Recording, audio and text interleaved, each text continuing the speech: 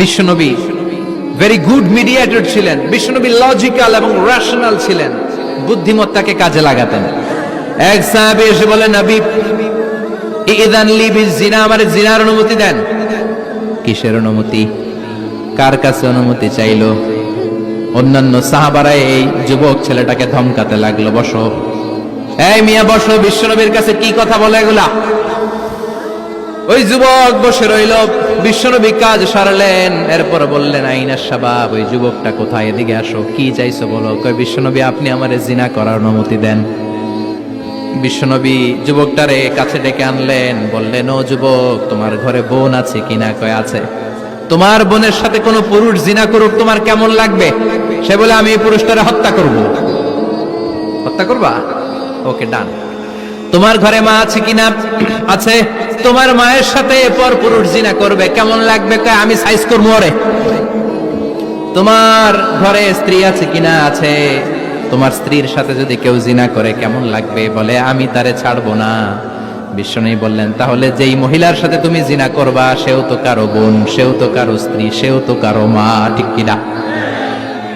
সুবহানাল্লাহ, what an intellectual capacity. যুবক বলে, তাই তো, এভাবে তো ভাবি নাই। আমি যার সাথে পাপ কর্ম করব সেও তো কারো বোন হবে, সেও তো কারো মা হবে, সেও তো কারো স্ত্রী হবে। ও নবী, আপনি আমারে মাফ করে দেন, আমার জন্য দোয়া করে দেন যেন তাকওয়ার উপর জীবন প্রতিষ্ঠা করতে পারি। লজিক্যালি জিনিসকে সলভ করার চেষ্টা করতেন।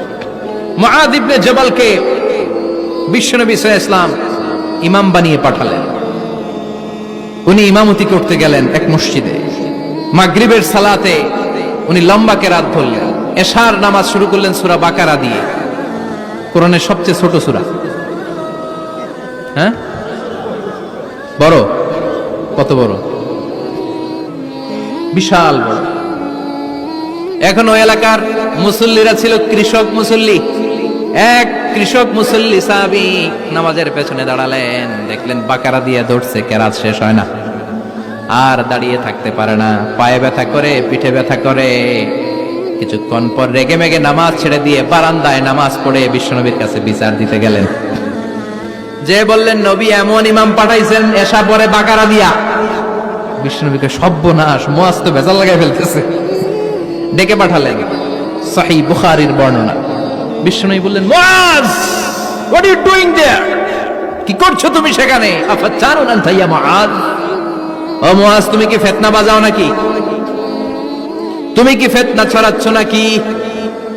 খেটে খাওয়া মানুষ, কৃষক মানুষ, মাঝারি সাইজের কত সুন্দর সূরা আছে, ওয়াদ-দুহা ওয়াল-লাইলি ইযা সাজা, আল কারিআতু মাল কারিআ, সানানাই, আলহাকুমুত তাকাসুর, সানানাই, এগুলো দিয়ে না পড়ে বড় বড় সূরাতুল্লাহ কেন্দ্রে মুআয, আফাতানুন আনতা ইয়া মুআয, তোমারে কি আমি অ্যাপয়েন্টমেন্ট দিছি তুমি ফিতনা বাজাবা?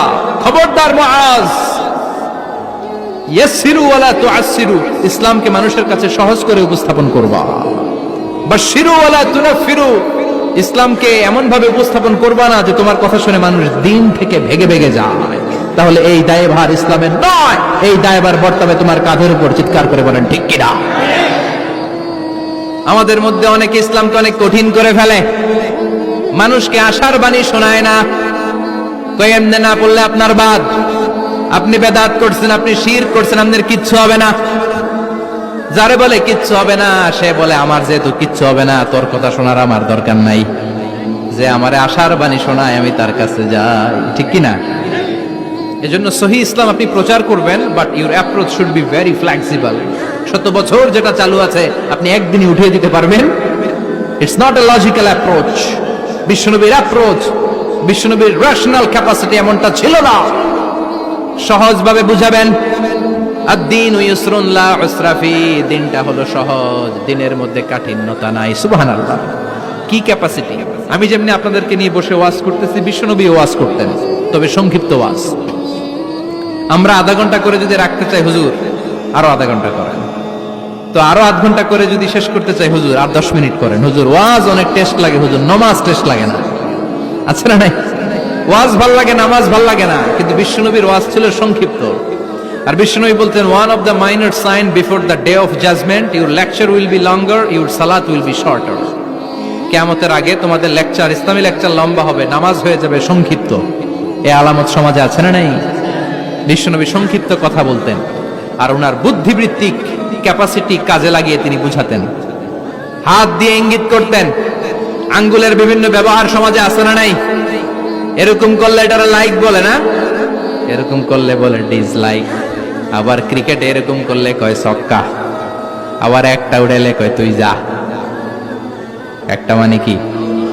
আবার বিজয় দেখায় কেমনে? কথা কন, ভিক্টরি। আছে না নাই? বিশ্বনবীও এটাকে মডার্ন টিচিং মেথডোলজি বলে। আধুনিক শিক্ষা পদ্ধতিতে এখন দেখবেন যে আগে ব্ল্যাক বোর্ডে লিখতো, এখন হোয়াইট বোর্ডে লিখে মার্কার দিয়ে। আগে বই থেকে বুঝাতো, এখন ভিজুয়ালাইজ করে, ভিডিও দেখিয়ে শেখানো হয়, ঠিক কিনা? বিশ্বনবী এটা করতেন। বিশ্বনবী একবার কিয়ামতের ওয়াজ করছেন, দুইটা আঙ্গুলকে এরকম করে বললেন, আনা বুইসতু আনা ওয়াসসাআতু কাহাতাইন। এই দুইটা আঙ্গুল যেমনি কাছাকাছি, আমি এবং কিয়ামত এরকম কাছাকাছি নাজিল হয়েছি। আমি এবং কিয়ামত এরকম কাছাকাছি। বুইসতু আনা ওয়াসসাআতু কাহাতাইন। আবার বলতেন, আনা ওয়া কাফিলুল ইয়াতীমি কাহাতাইন। আমি এবং ইয়াতীমের রক্ষণাবেক্ষণকারী এই দুইজন জান্নাতের এরকম কাছাকাছি থাকবো। কোন সুবহানাল্লাহ। এরকম আঙ্গুল দিয়ে বিশ্বনবী বোঝাতে চাইতেন। আবার মাটির মধ্যে খেজুর গাছের ডালা দিয়ে লম্বা একটা দাগ টানলেন, ডানে বায়ে অনেকগুলো দাগ টানলেন। সাহাবারা বললেন, এটা কি? বিশ্বনবী বললেন, এই যে দাগটা দেখলা, এই দাগটার নাম হলো সিরাতুল মুস্তাকিম। চিল্লায় বলেন, এই দাগটার নাম কি? সিরাতুল মুস্তাকিম। আর ডানে বায়ে ছোট ছোট যে দাগগুলো দিলাম, এগুলো হলো সুবুলুশ শয়তান, শয়তানের রাস্তা। সিরাতুল মুস্তাকিমে উঠলে শয়তানের রাস্তা থেকে অনেক হাতছানি আছে না নাই? ডানে বায়ে তাকানো যাবে না। সিরাতুল মুস্তাকিমে যে তুমি উঠেছো, চলতে থাকে বা চলা শুরু হলো দুনিয়াতে, শেষ হয়ে যাবে জান্নাতে। বিশ্বনবী মাঝে মাঝে বুঝানোর জন্য প্রশ্ন করতেন, কারণ প্রশ্ন ছুড়ে দিলে মানুষের মধ্যে জানার আগ্রহ বাড়ে না কমে? কথা বলেন। আমি যদি একটা প্রশ্ন করি আর বললাম উত্তর দেন, কেউ পারতেছেন, একটু ঠেকা ঠেকা ভাব, ঠেকে যাচ্ছেন, তখন হুট করে উত্তরটা বললে এটার জীবনে ভুলবেন না, বলবেন? কারণ ওই যে ঠেকছেন, শিখছো কোথায়? ঠেকছি যেথায়, ঠিক কিনা? বিশ্বনবী প্রশ্ন করতেন। বিশ্বনবীর এই প্রশ্নটা বলে শেষ করছে। বিশ্বনবী সাহাবাদের মাঝখানে ওয়াজ করতেছেন আর বলতেছেন, ইন্না মিনাশ শাজারি শাজারা লা ইয়াসকুতু ওয়ারাকুহা মাসালুহু কামাসালিল মুসলিম। বললেন, আমাদের এই ভূখণ্ডে এমন একটা গাছ আছে, যেই গাছের পাতা ঝরে না। এই গাছের দৃষ্টান্ত মুমিনের দৃষ্টান্তের মতো। বলো তো গাছটা কি? কে জানো? কেউ কথা কয় না। কি গাছ? কি গাছ? কেউ কথা কয় না, কেউ বলতে পারে না। কেউ বলে শাজারাতুল বাওয়াদি, ওই ক্যাকটাস গাছ, পাহাড়ি গাছ, ওই গাছ, সেই গাছ, কেউ বলতে পারে না। বিশ্বনবী বললেন, কেউ পারো নাই? সঠিকটা শুনে নাও, ইন্নাহা নাখলা, এটা খেজুর গাছ। সুবহানাল্লাহ পড়েন। সাহাবীরা ভাবছে এটা তো ঘরের পাশে আছে, এটা মনে কয় নাই। সব ঘরের চিপায় আরব দেশে খেজুর গাছ, সাহাবারা ভাবছে এটা তো ঘরের গাছ, এটা মনে হয় জিজ্ঞেস করে না, এজন্য দূরে দূরে চিন্তা করছে। কোন সুবহানাল্লাহ। সব সাহাবীরা বাড়িতে ফিরে গেলেন। ওমরে ফারুক, ওনার ছেলে আব্দুল্লাহ ইবনে ওমরও গেল। আব্দুল্লাহ বলে, আব্বা, বিষ্ণুবী যে জিজ্ঞেস করেছিল, বলো তো কোন গাছের পাতা ঝরে না, যেই গাছের দৃষ্টান্ত মুমিনের দৃষ্টান্তের মতো? আপনারা কেউ পারেন নাই, আমি কিন্তু জানতাম এটা খেজুর গাছ। ওমরে ফারুক বললেন, বেটা কইলি না কেন?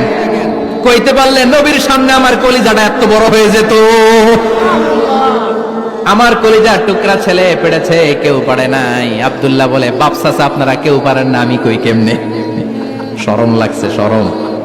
সুবহানাল্লাহ কইবেন না? QA session, questioning answering session করে বিশ্বনবী সাহাবাদেরকে শিখাতে চাইতেন।